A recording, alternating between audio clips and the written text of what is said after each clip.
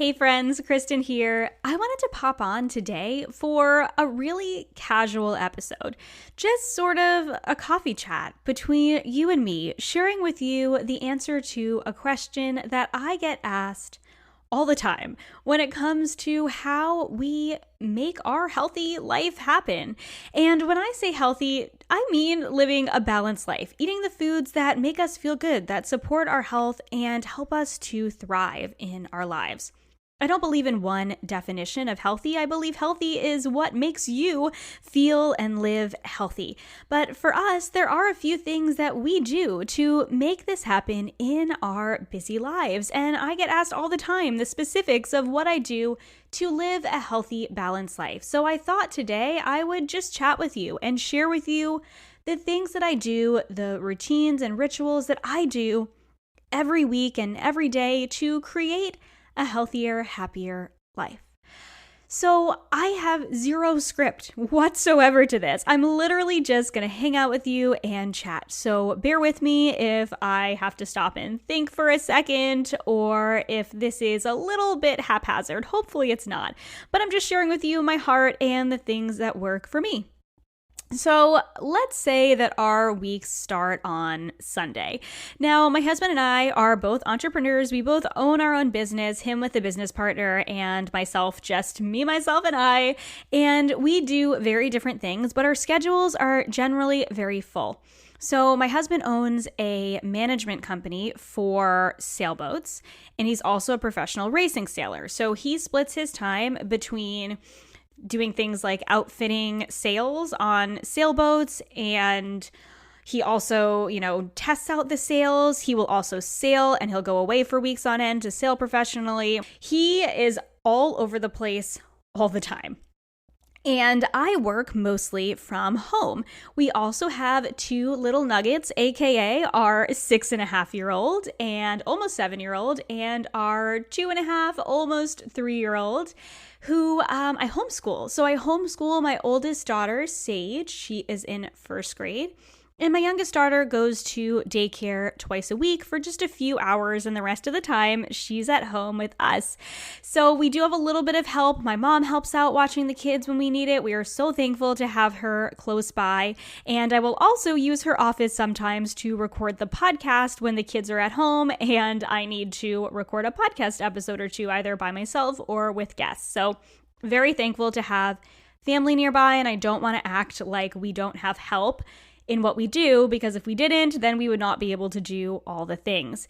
So for my work, it consists of everything from obviously podcast recording and creating recipes, developing recipes, writing blog posts, all of the social media stuff that goes behind that, as well as working with one-on-one clients and group coaching clients. I have my group coaching, the Supermama Society, where I do a monthly masterclass, a monthly live Q&A, weekly audio lessons for them, as well as creating exclusive recipes. I create ebooks, and then whatever other courses I'm working on the side. So my business is sort of split between coaching, so either one-on-one or group coaching, as well as self-paced online courses. And then, of course, I have my free resources like the Supermama Society, the podcast, all of those things. So a lot of balls in the air all of the time. So what this means is that we need the support of having the things around us that are going to support us in living our healthiest lives, so we can show up in the best way we can for our family, for our jobs, for our clients. So as a family, we've committed to doing a few things that are going to set us up to live a healthier life in this way. So most of you know that I have a long history of disordered eating and dieting and over-exercising and taking it to the extreme when it came to my quote-unquote healthy living. And that was not living a healthy, balanced life.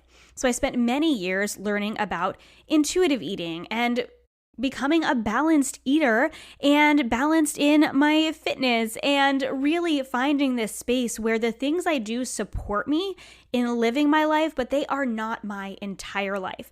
But all that being said, they are really important in living the life that I want to live and showing up the way I want to show up for the people in my life. So let's say that our week starts on Sunday.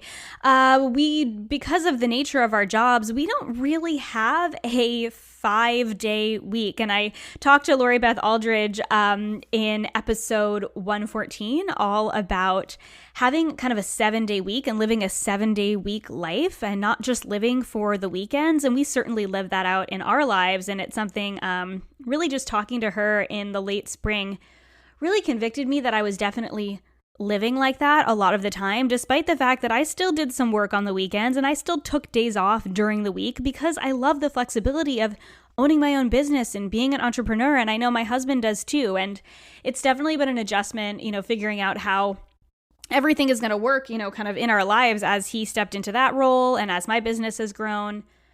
But so our weeks, they don't necessarily work by the traditional standards of weeks, if that makes sense. But on Sunday, because everyone else in the world, or most other people in the world, do live by that Sunday through Saturday week, on Sundays, that's typically what we consider the start to our week. So we do church in the morning, and then typically in the afternoon, I will start the week with a little bit of food prep.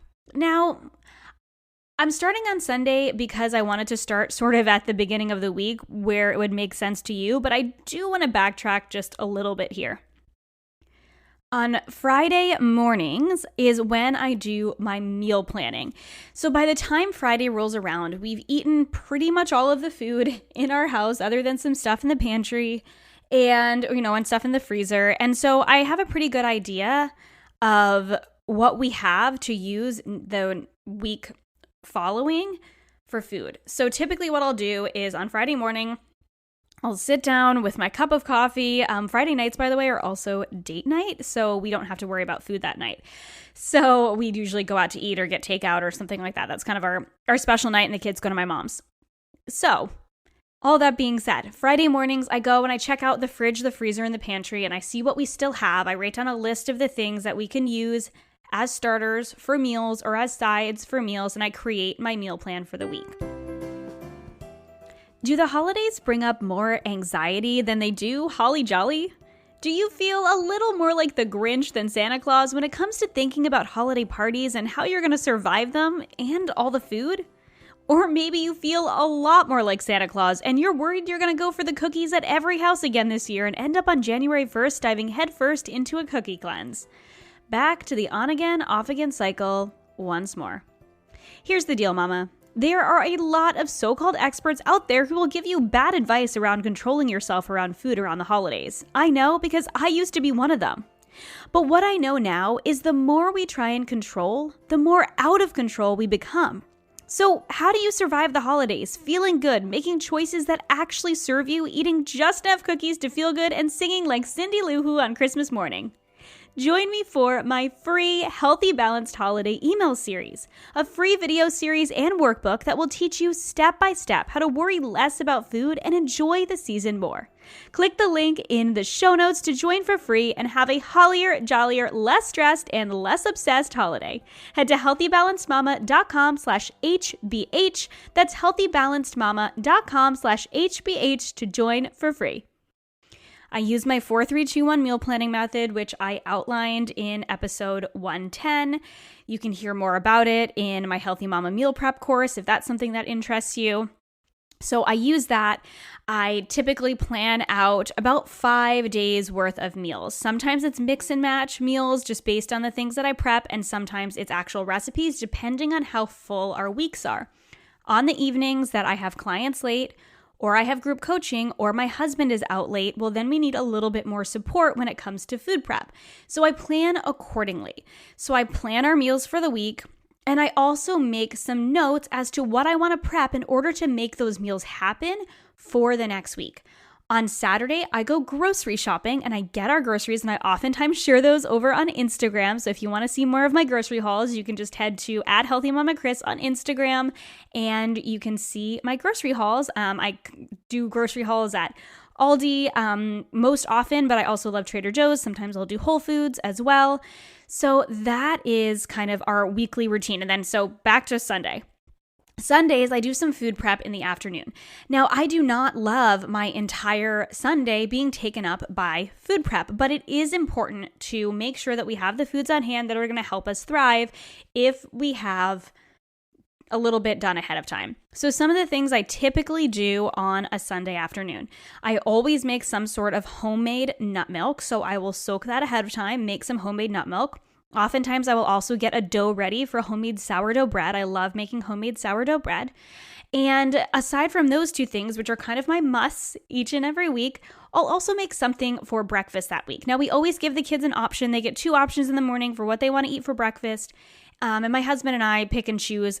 I'm typically going to have either a smoothie or some sort of egg something. So sometimes I'll have egg cups on hand or a crustless quiche or something like that, and I'll have that for breakfast if I'm craving savory. More often than not, I have a smoothie. Now, you've probably seen my smoothie bowls if you follow me on Instagram. I love making smoothie bowls when it's not too cold, so I will oftentimes steam some zucchini or cauliflower to have in the freezer because I like that as the base to my smoothie.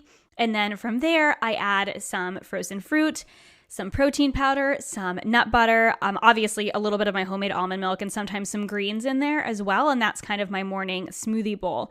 So I'll always make something for breakfast. I make my homemade almond milk, I make some sourdough bread, and from there, I prep what I need to in order to support our family that week whenever we are the busiest. And I outline all of this again in Healthy Mama Meal Prep, where I share with you, how to figure out which days are your busiest days, and then figuring out where to prep from there, because I don't believe that in order to live a healthy life, you need to prep everything ahead of time. I think that's crazy for most people. Now, some people do really benefit from batch cooking because their lives are so full. They just feel like they won't eat well unless they prep things ahead of time. And that's totally okay. I respect that. And I go over that as well as freezer cooking in Healthy Mama Meal Prep as well. So I do some food prep to support our family for the week. A couple other things I do pretty much every week is get together fruits and veggies for lunches. So my youngest daughter, goes to daycare twice a week, so she needs lunches at daycare. And my oldest daughter is out of the house. We do a co-op, and then she does rock climbing another day during the week, and so we are out of the house those days. So there are 4 days a week, even though my oldest daughter is homeschooled, that my kids need lunch boxes. So I make sure that I have some veggies and some fruit on hand, not just for lunch boxes, but for easy grab for lunchtime as well. Because of the nature of my husband and I's jobs, we split our days between working and hanging out with the kids. So having quick options for breakfast and lunch are key in our house to hit the ground running, get the day going. Dinner times, unless we have activities, which we have a few times a week, less so now than in the past because we had to do a big flushing out of our schedule because we were super stressed out and we decided that it just wasn't worth being stressed out all the time. Dinner times, we do tend to have a little bit more time, but I still like to have a few things prepped. So oftentimes I'll do a pre-prepped protein or chop some veggies so they're easy to throw in the oven or in the saute pan and get ready to go. Or I'll get veggies ready for like a slow cooker meal if it is a later night. And then I can just throw those in the morning and dinner's ready when I get home. Sometimes on a Sunday evening, oftentimes actually on a Sunday evening, I'll also cook a whole chicken. And I'll either do that in the Instant Pot, or if I have the forethought, I'll do it in the slow cooker. And then that evening, I will take all the meat out. We'll have it for dinner. We'll have it for another meal or a chicken salad for lunch.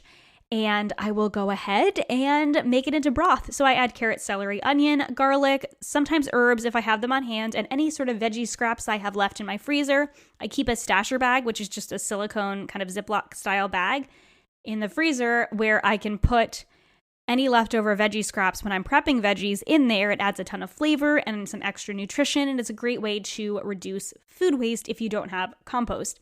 Or you can do a mix of both, totally up to you. So I add those in, I make a bone broth, and then I have that for any soups or stews or anything like that I want to make throughout the week as well. So that's typically what I do on Sunday night. And really, the meal planning, the grocery shopping, and the food prep are the things that help us to eat the foods that feel the best for us. Now, something else that I do in order to simplify things even more is I get a couple deliveries of food every single month. So we get most of our staples and our snacks from Thrive Market. I'm sure you've heard me talk about Thrive Market before. I love them. They're like Costco meets Amazon meets Whole Foods. So it's like health foods at discount prices. but you don't have to buy them in bulk like Costco. But it is a membership fee like Amazon Prime or Costco. I think it's about $50 or $60 a year. Whatever it is, it's 100% worth it because I literally save thousands of dollars a year on snacks and staples. So we buy everything. If I'm not making homemade mayo or homemade salad dressing, I love to have them on hand. Primal Kitchen is my favorite brand. So we buy things like mayo and mustard and ketchup and flours and nuts and seeds and spices. Trying to think of what else. Snacks for the kids, snacks for myself and my husband, chocolate bars, always chocolate bars, coffee. These things are so much less expensive than if you were to go to Whole Foods and buy them, unless they're like really good sale at Whole Foods. And we still will, like I mentioned, buy things from Whole Foods as well, but not so much because I like being a healthy mama on a budget. And because we are two entrepreneurs, we're really conscious about where we're putting our money. We work hard for our money, and we really appreciate the fact that we are able to buy foods that make us feel really good. And we know that it's a privilege to be able to shop at places like Whole Foods, but we don't shop at Whole Foods every single week because it isn't in our budget. And there are other things that matter to us as well outside of food. Food is important to us, but it's not everything. So we utilize things like Thrive Market to help us save a little bit of money, and also the convenience of having those foods on hand. Now, another service we use is ButcherBox. We love them. Again, this is really a budget choice as well as a food value choice. We really value eating grass-fed and pasture-raised meats, but buying them locally is budget prohibitive. I hate to say it. I want to support the local farmers, and I will. We go to the farmers market and we typically buy eggs, and then we buy typically one thing from the local farmer at the farmers market, but it's really, really expensive. And until the prices are a little bit lower, and I know by trying to support in just a small way, we're trying to continue to support them. So hopefully the prices go down a little bit. It's one of those catch-22 situations where we know that in order to support them, the more people they have buying and the more they're able to, their prices will come down. But it's also right now, like I can't spend like $20 a pound on chicken. I just can't. So not $20 a pound, but $20 for a package of chicken. So like a pound and a half or whatever that is. It's a lot. So that's something that we do to save money, but also eat the foods that feel good for us. And it gets delivered to our door, which is really, really nice. So those are the basic things that we do in order to be eating the foods that feel good to make it happen on a regular basis. None of these things take a ton of time. Meal planning, I have simplified to the point where, I've got my family favorites list. I've got my list of recipes I want to try, and we do a lot of mixing and matching meals where we just lay out a bunch of ingredients on the table and our family can throw together burrito bowls or tacos or do a burger bar or a salad bar or things like that, just because it gives the kids the autonomy of being able to make choices for themselves and also explore new flavors, and it's so much easier. So we do a lot of those in our house. And then we also, I have the recipes that I know my family loves that are going to work with our budget, that are going to work with our schedule. And at this point, meal planning takes like 10 minutes. And then we're flexible throughout the week because I only plan for 5 days. Typically, one night's a family night where we oftentimes do pizza and a movie. And we'll either do homemade pizza or we'll do takeout. And then, of course, date nights are on Friday nights. And that is a great night, and that is always some sort of a takeout type of situation. Every so often we'll do date night at home, but since we were stuck at home for so many months this year, it is really nice to be able to go out to eat just once a week and have that time with my husband, because even though we do both work at home, we both work for ourselves, we don't actually see each other very often because we are kind of like two ships passing in the night most of the time. It's kind of switching off between work and kids and all that stuff, so it's nice to have that time to connect at the end of the week. So that is that when it comes to those basic routines that we do. And then on a daily basis, some of the things that I do are making sure that I'm waking up early. So I'm waking up before the kids in the morning so I can spend some time journaling, in prayer. I can drink my lemon water first thing in the morning. That just makes me feel so good. I have a giant 32-ounce mason jar, and I make sure to drink at least half of that before I drink my coffee. And then I drink half calf, good quality, organic coffee with heavy cream frothed. That's my favorite way to drink coffee. I just love it so much. And I'll have 1 or 2 cups of those. They are half calf, so it's not like I'm drinking 2 full strength cups of coffee in the morning. This is something I did for my anxiety really early on this year, and it has made such a massive difference. So That's something I do. And then we go throughout our days, with the convenience of having foods prepped on hand or foods easy to put together, because we've put together that routine that makes these things just easy for us, right? Healthy living really doesn't have to be hard. And I really want to share that in everything that I do, that it doesn't need to look like a set of rules or restrictions. It does not have to be hard. It doesn't have to be burdensome. It doesn't have to be something that takes hours and hours of your time. Healthy living should help you live your best life, not the other way around. Your life shouldn't become healthy living. Healthy living should become a part of your life, if that's something that's a value to you. I mean, if you're listening this far, I'm sure that it is some sort of a value to you to feel really good, to, show up well in the world, to live a long time. Whatever your personal goals are your personal goals. But, those are some of ours, right? I love being active. So we make sure that we get in and we prioritize getting in movement a few times a week. And for me, it's like 3 to 5 times a week, depending on the week. I will definitely get in some movement. I love to go on long runs on the weekend. I like to go on morning walks. You probably see me on Instagram sharing. Oftentimes I share my podcast on my morning walks. And, I just love being active. I love going with the kids to the playground and running around. And there's so many things that I love to do that are just being active. And I know that by nourishing my body well and doing the things that are going to make me feel really good, not only do I show up well for my clients and my family, I show up well for myself. And I know that I am living the best version of myself by doing just some of these simple things that are going to help me live a healthier life. And again, healthy is whatever definition of healthy makes sense for you. But this is what makes sense for us. We eat lots of real whole foods. We do meal planning, a little bit of food prep, and we just make it work for us. And so I hope this was some encouragement for you today, to make it work for you, and that it doesn't need to be hard. It doesn't need to be complicated. And sometimes all you need are just some simple routines and rituals and plays. I didn't even mention kind of my Sunday evening relax rituals, which is something I think I'll just record a whole other podcast episode on that, because I don't want this to be super long.